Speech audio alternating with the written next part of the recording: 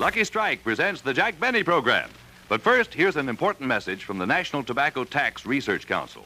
Smokers, next time you buy cigarettes, remember that over 800,000 tobacco farm families thank you for contributing to their support. And remember also that you help support your government, federal, state, and local. When you buy a pack of cigarettes, the federal government gets 8 cents. Most local and state governments get 3 or 4 cents more. That's better than a 50% tax on every cigarette you smoke. Yes, in buying cigarettes, over half your packs go for tax. And now the Jack Benny program, presented by Lucky Strike. Be happy, go lucky, be happy, get better taste. Be happy, go lucky, get better taste today. Friends, seeing is believing, and you yourself can see that Luckies are made better to taste better. Just take a Lucky Strike and any other cigarette and carefully remove the paper from both by tearing down the seam from end to end. In tearing, be very careful not to disturb the tobacco inside the paper. Now look for the difference. Look at that perfect cylinder of fine, mild tobacco taken from the Lucky. See how round and firm and fully packed it is, with long strands of fresh, clean, good-tasting tobacco. See how free the Lucky is of annoying loose ends that spoil the taste. This is your proof. Luckies are made better to taste fresh and clean and smooth. No doubt about it, Luckies taste better. So to enjoy the fresh, clean taste of fine tobacco, be happy, go Lucky. Make your next carton Lucky Strike. The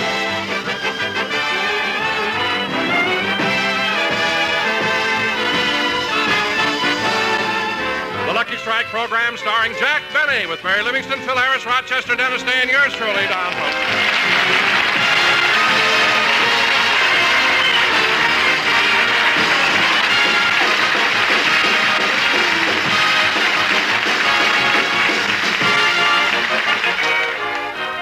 Ladies and gentlemen, since Jack has been in television, he wants to keep his weight down. At the moment, he's at his home in Beverly Hills in a steam cabinet trying to reduce. Rochester, I can stand it a little hotter. Turn up the steam, will you? Yes, sir. That's enough. Not too hot. Gee, I'm glad I bought this steam cabinet.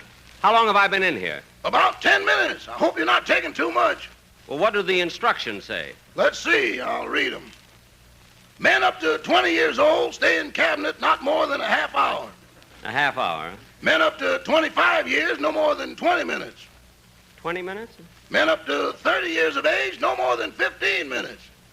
15. Men up to... What are you mm-mm about? According to this chart, I should have just dipped you in like a tea bag.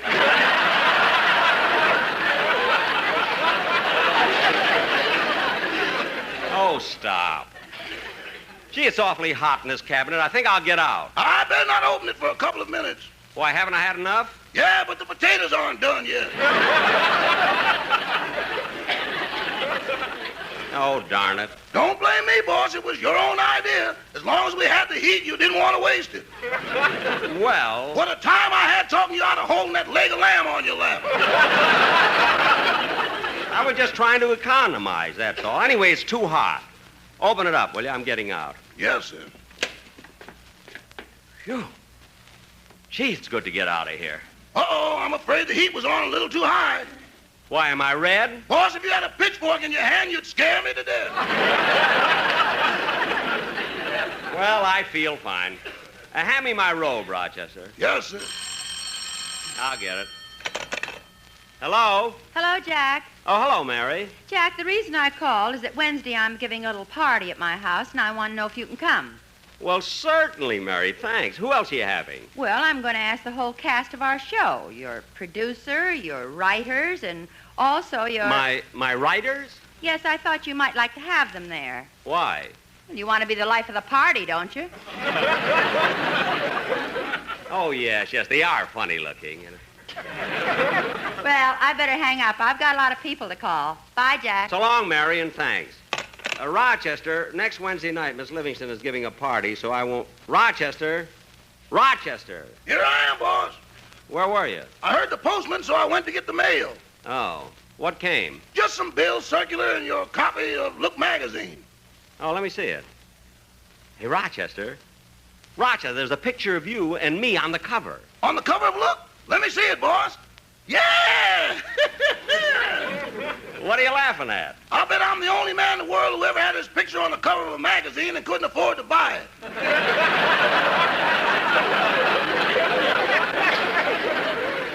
Oh, you do all right. I don't know. I just bought a toothbrush on installment plan.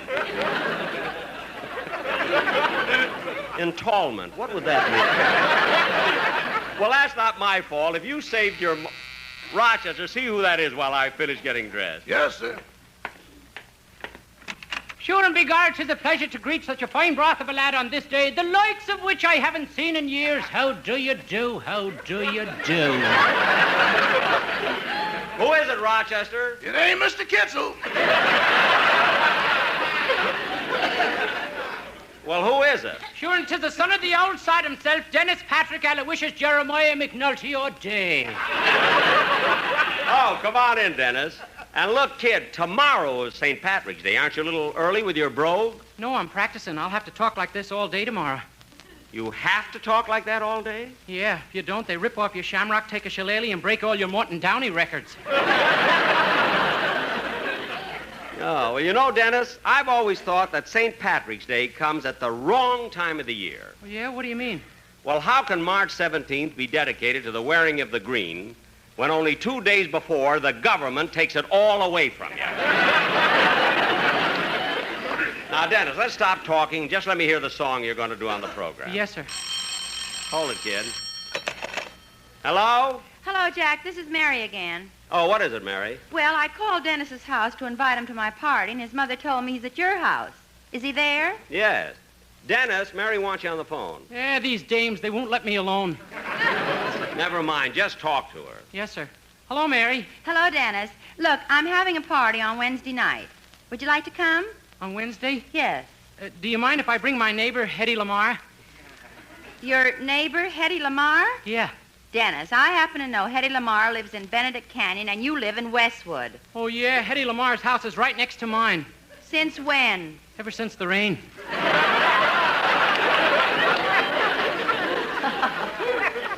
All right, Dennis, bring anyone who floats by. Gee, thanks, Mary. Goodbye. Bye. Well, say, Mr. Benny, when I go to Mary's party, I'm gonna bring... Hello? Dennis, I forgot to tell you something. What?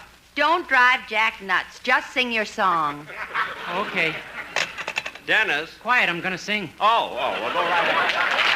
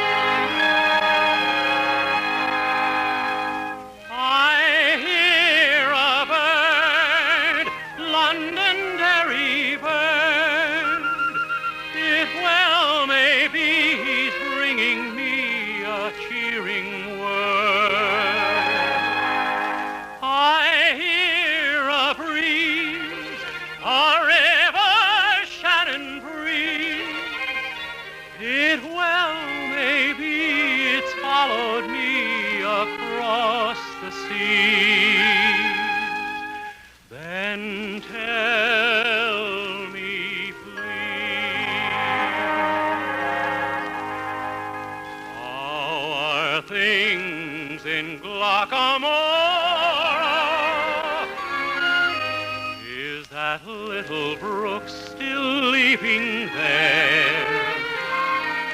Does it still run down to Johnny Cove through Killybegs, Kilkerry and Kildare? How are things in Glockamora? Is that willow tree still weeping there? Does that lassie with a twinkling eye come smiling by? And does she walk away sad and dreamy there, not to see me there? So I ask each weeping willow and each brook along the way, and each lass that comes a sighing to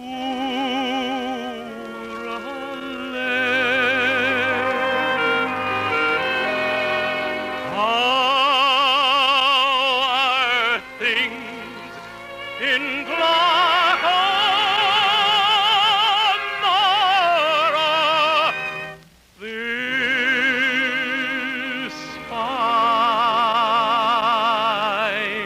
day.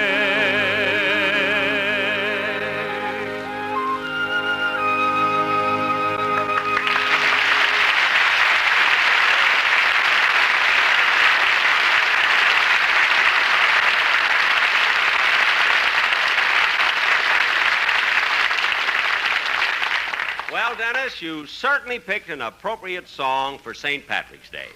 And I might add, Dennis, that as time goes on, your voice gets better and better. Well, if it's so good, how about a raise? You know, Dennis, on second thought, instead of singing Glockamora on the program, why don't you sing the song I wrote? When you say I beg your pardon, then I'll come back to you.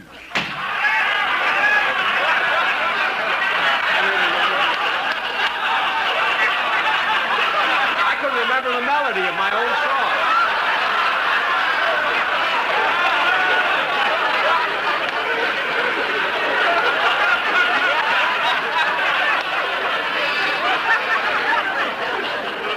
My song may not sell any copies, but it sure gets rid of pests. Oh, Rochester. Rochester. Yes, boss? I'm awfully hungry. What does my diet say I can have for lunch? A piece of rye crisp and a hard-boiled egg. That's all I'm supposed to eat for lunch? No, you just feel it for lunch. You eat it for dinner. Oh, for heaven's sakes. That's the strictest diet I have. Come in. Oh, hello, Phil. Hello, Jackson. What's the matter, Phil? You sound depressed. Yeah, I am. I just came back from the doctor. The doctor? What's wrong? Well, a couple of weeks ago, I became allergic to something, and I broke out in a rash on my back. Itches something awful. Oh, that's a shame. Yeah, so I went to the doctor, and every day he's been testing me to find out what I'm allergic to, and today found out. Well, what are you allergic to? Alcohol.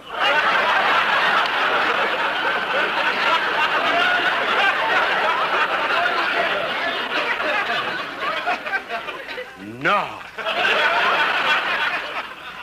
Yeah, only way I can get rid of this itch is to stop drinking entirely. Oh. Well, what are you going to do? Grow long fingernails. I'm in for a lot of scratching. That's what I thought.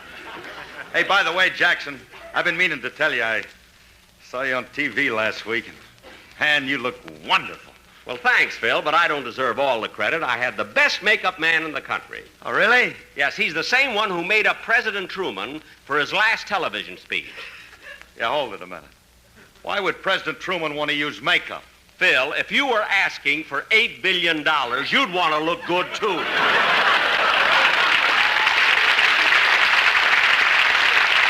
Believe me. Alice would give it to me regardless of how I look. Well, she can probably... Hello? Oh, it's me again, Jack. Oh, what is it now, Mary? Well, I called Phil's house and nobody answered, and I was wondering if he's over there. Yes, he is. Just a second. Phil, it's for you. It's Mary. Oh. Hello, Livy, you doll, you. Hello, Hambone. Look, Phil, I'm having a party on Wednesday, and I'd like you and Alice to come. Yeah, okay, Liv, we'll be there. Hey, say, you want me to bring my orchestra boys along, too? No, Phil, I haven't got room for 36 more people. What do you mean 36? I only got 18 fellas in my band. Yeah, what about their parole officers? Oh, yeah, I almost forgot about them cats.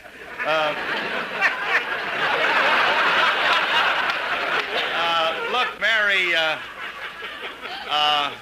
Mary, can I at least bring Remley? No. Sammy, my drummer? No. Now, wait a minute. I've got to bring at least one of my boys. Why? Somebody's got to scratch my back. Phil, I don't know what you're talking about, but if your back itches, can't you scratch it yourself? No, I'll be using both hands to pour the stuff that makes it itch. Phil, I don't understand. Anyway, will you come to my party? Natch, I'll be there, Liv. Thanks. Okay, bye. Mary invited you to the party, too, eh, Phil? Yeah. Your lunch is ready, Mr. Benny. Oh, thanks, Rochester. Hey, Jackson, I'm kind of hungry. I think I'll stay and have some lunch with you. Oh. Oh, you want to eat here, huh? When you say, I beg your pardon. It works every time. I got the song right that time. When you say, I beg your pardon. Gee, I mustn't forget my own melody. What about my lunch, Rochester? Shall I bring it in here, or will you feel it in the dining room? Look, Rochester, I'm not going to stick to that silly diet. I want something to eat, and I'm not going to worry. Come in. Oh, hello, Don. Hello, Jack. Come on in, fellas.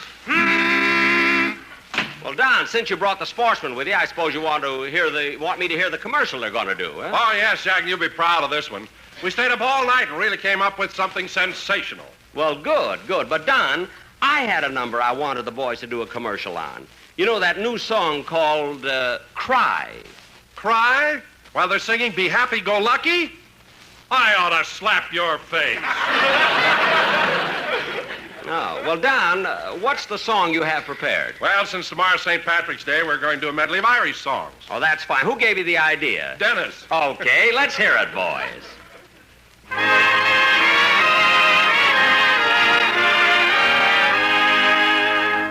Oh, the days of the carry dancing, oh, the ring of the piper's tune.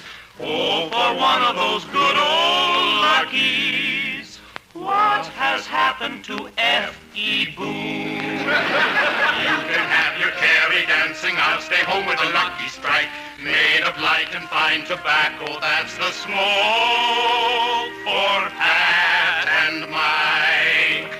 Oh, to puff on it, just one puff on it, fills me heart with joy. Sure, a lucky is better tasting, that's why luckies will please your friends. Like a lucky for smoking pleasure, round and firm and with no loose ends. They say Ireland is heaven and we're not a-doubting it. That is why Dennis is always a-shouting us. Give us a lucky and we'll to Kentucky where they go tobacco so live and so fine. Shouldn't be gonna it's let's all light a lucky.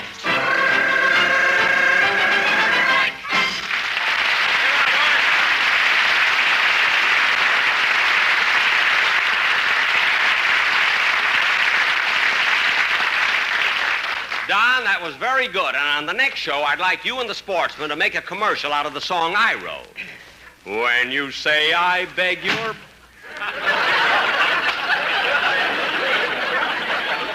How do you like that? They all got out at once. Oh, well. Gosh, I'm hungry. These diets are murder. I'm going to eat something.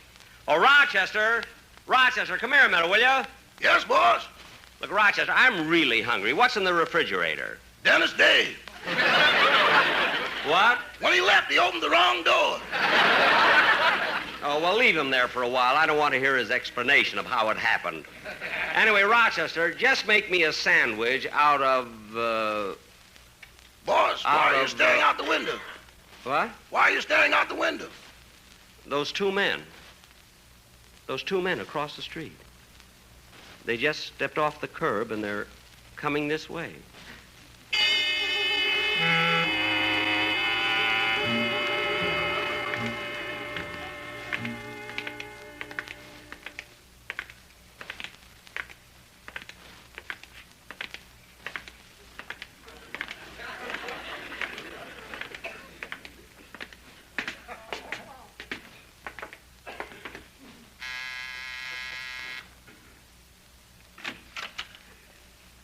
Yes?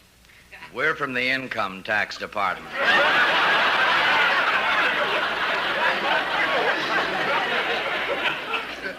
Oh, yes. Yeah, you're the same men who were here last year. Come in. Your name is Mr. Kearns, isn't it? Yes, and this is my assistant, Mr. Wright. Right? How do you do? Gentlemen, if you've come about my income tax, I've already sent it in. Oh, Mr. Benny, we're not here to discuss this year's taxes. We'd like to talk to you again about last year's. Last year's? I thought that was settled. We went over it so many times. Then when I didn't hear from you again, I assumed that nothing was wrong. I thought that everything was right. How do you do?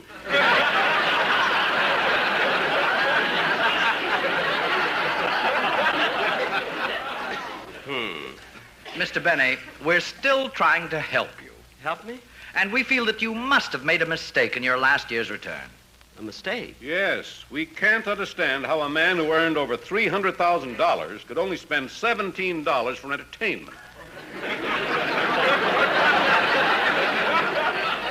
Well, that's all I spent. I can prove it to you. Rochester, get my books out of my desk drawer, will you? Yes, sir. Well, there's no need I'm going to prove it to you for once and for all. But, Mr. Benny, This drawer here on the left?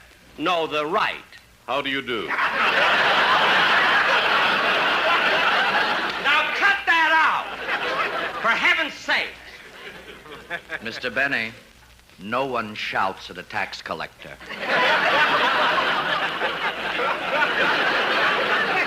Oh, I'm sorry. Mr. Benny, believe me, we're here to help you. I know. Yes, we don't think you're taking full advantage of deductible items. I'm not? Here are your books, boss. Thanks. Take your butler, for instance. You mean Rochester? Yes. Even though he's your butler, if he assists you in any way pertaining to the production of your radio or television shows or any of your other business activities, then that portion of his pay is deductible. You mean... Yes. In other words, under those conditions, you could split his salary. Split my salary. Yes. Gentlemen, they've split infinitism, they've split the atom. But I defy anybody to split my salary.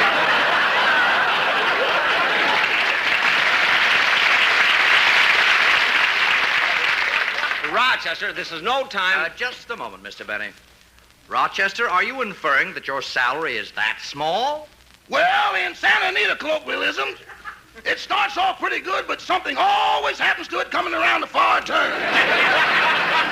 What do you mean? Well, every payday, Mr. Benny sits me down and explains how he has to make certain deductions out of my salary. So much for withholding, so much for unemployment insurance, and so much for Social Security. Then he further explains that what remains is known as take-home pay. That's right. Take-home pay. Then he points out that I'm living at his home, so he takes it.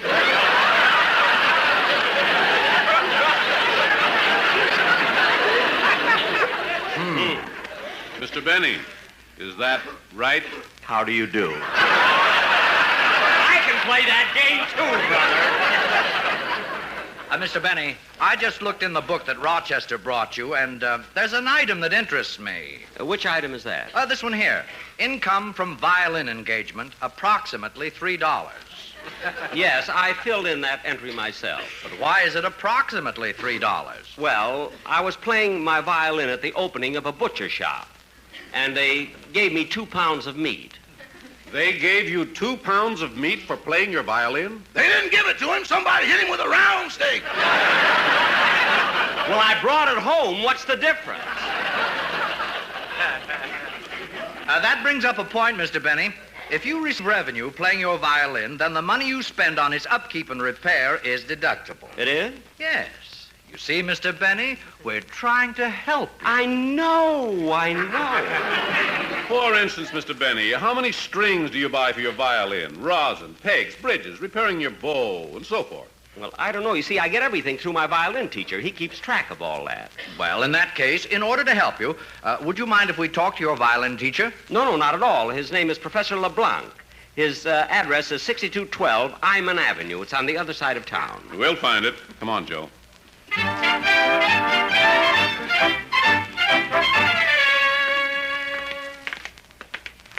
Well, Bill, there it is. 6212 Iman Avenue. Yeah, what a run-down-looking rooming house. Let's go in.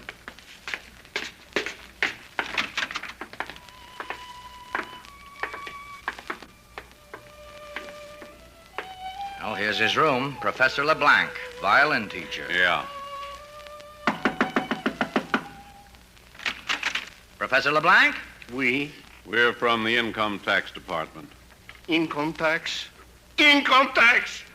Gentlemen, look at me. See for yourself. I am barefoot. My clothes are torn. Professor. I sleep on a hard spring. I ate the mattress. Income tax. Professor, control yourself. Yes, we're here to talk to you about one of your pupils, Mr. Benny. About Monsieur Benny? Come in.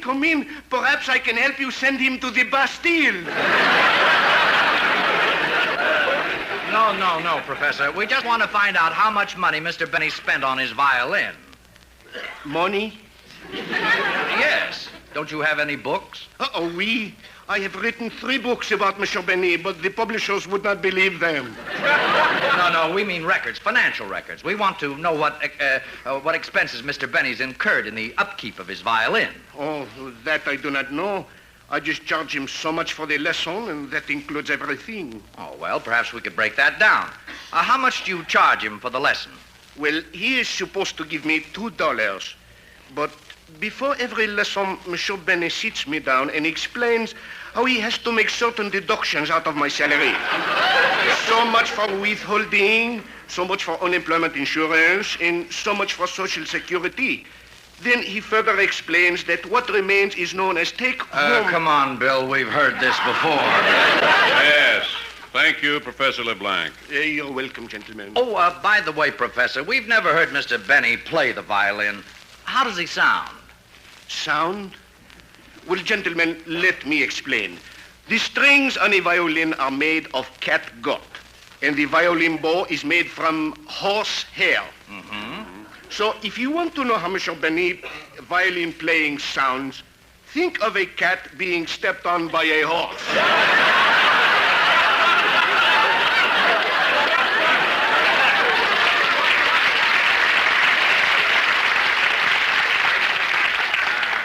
Yes, we understand.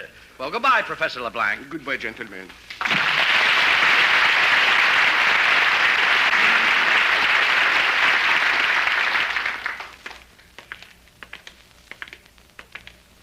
Say, Bill, Yes, Joe? why are we going to all this trouble just to help Mr. Benny? I don't know.